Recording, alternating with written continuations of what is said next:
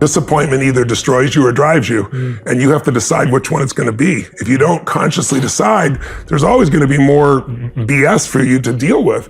And I think, but that's why I think, when I do my events, the reason I do the 12 hours a day, it's not because I like talking. It's just that I can tell you something all day long, or I can get you to build the muscle. Yes. And the build of the muscle is by experiencing it. I always tell people a belief's a poor substitute for an experience. Like I could have a belief about you, but now I experience you. So I get to know who you are, right? The same thing's true as like you have a belief about China, you have a belief about working out.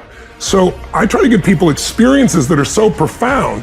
And then, the studies they did, they found people 12 months later, 11 months later, we're still in the middle of COVID. They did my digital seminar, and they measured my body like the amount of times I jump 1,000 times in a day, and I weigh 282 pounds, and I come down 4 times the body weight, so it's 1,000 pounds times 1,000 pounds of pressure.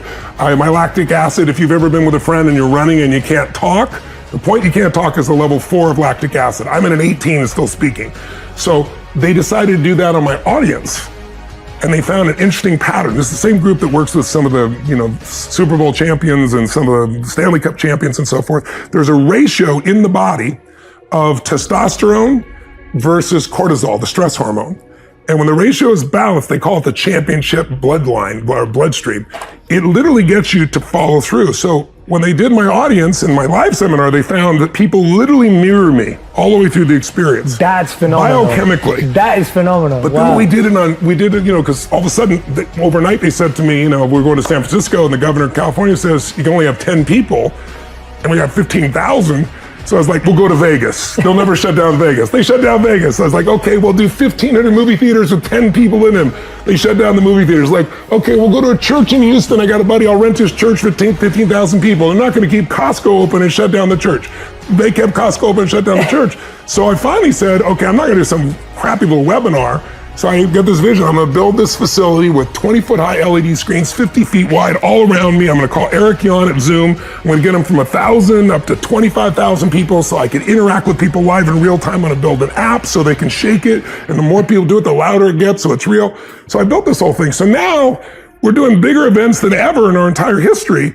But they did the same measurements on them in different parts of the world and saw the exact same mirroring process. Wow. And the average person, even digitally, just to clarify that, 71% of the people, they had 71% drop in negative emotions, 53% improvement in positive emotions, and 11 months later, in the middle of COVID, it held because it's a biochemical change. So when people say, "Oh, I'm trying," I write books because it's an easy entry point to people. There's so much you can learn from a book, but there's nothing like the experience. That's why I do the events. And like this last 2 years, because of COVID, I did 2 6-day free events. We had 800,000 people attend for 6 days, just 4 weeks ago, because I just wanted people to have answers where they are. And then people start to see, they get momentum, but it's hard to do just reading something or watching a couple of, 20-minute or 15-minute or 5-minute little pieces on YouTube. Yeah. Those are great. They might inspire you, but a transformation requires immersion. It's like, if you ask the average person, did you study a foreign language in school? Most people, oh yeah, high school, college, speak it. They don't. But if you turn around and you said, okay, what if you want to learn Italian? And I just took you to Rome and dumped you off for 6 weeks with no teacher, you're going to come back 6 weeks later speaking, Italian. So it's immersion. And if you want to master something, I think that's the thing most people don't do. They read a little bit, they listen a little bit, they dip in and out. They don't go day and night and day in total immersion in something that transforms them and also something that makes them push through their fears. Yes. Because in the end, that's the only thing that stops you. Everybody's got a story. I didn't know this person. I don't have the resources. They have all the things they don't have. But if you're resourceful, you can get the money, you can get the time, you can get the energy, you can get anything you want. And you've got to get over your fear to be resourceful. So we do experiences that are so physiologically profound that those fears do not stop you anymore. And that's how we get people to get, 10 years later, they're still transformed from an experience that was one weekend.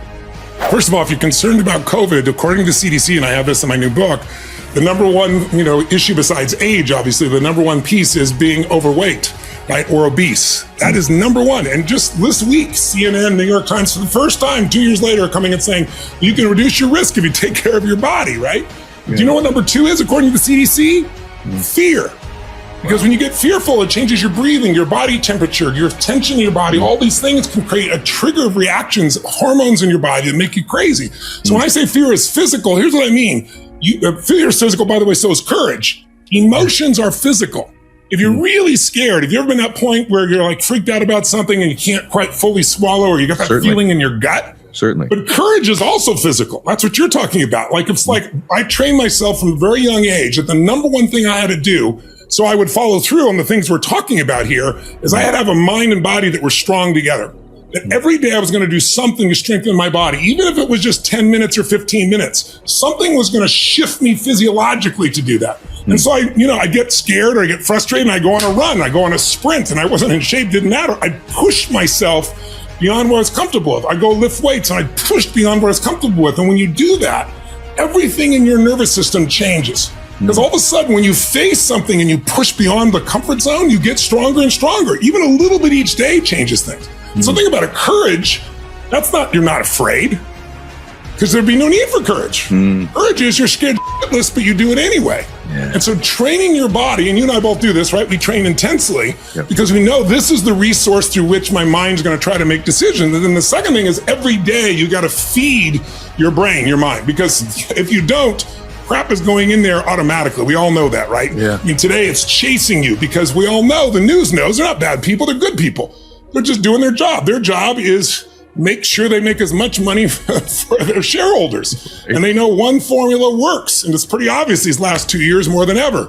If it bleeds, it leads. If it produces fear, more people watch. It's because we all have a 2 million-year-old brain that's always looking for what's wrong, what can hurt us.